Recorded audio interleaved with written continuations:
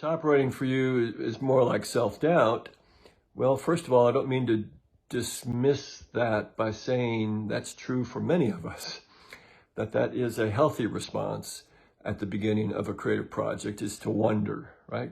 Is to be humble in the presence of this new project because, hey, it is probably true that you don't know some of the things that you need to know to take this project on.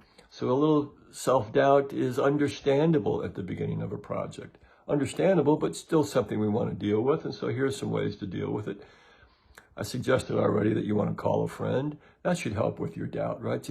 To talk to your friend about the project will often result in you convincing yourself, realizing that you understood the project and what needs to be done much better than you thought you did as you've explained it to somebody else. There's one way to take on that self-doubt.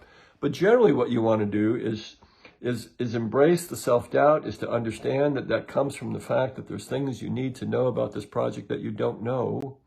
So how can we, in a balanced, incremental, but also bold and effective way, get started gaining that knowledge?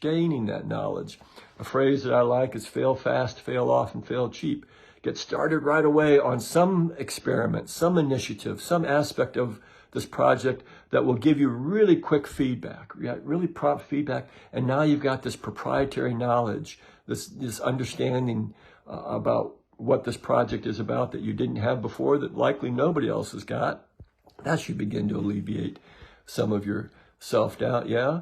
To engage in a quick experiment, learn very quickly from that. Now that experiment's got to be cheap, right? Fail fast, fail often, fail cheap. You want to fail often so you get lots of different perspectives on this project. And if you're going to fail fast and fail often, you better fail cheap, right? So you can afford to continue to incrementally get smarter to alleviate your self-doubt. The way Teddy Roosevelt stated it was, do what you can, where you are, with what you've got, right? You're not risking much. You've already got this. It's right here at hand.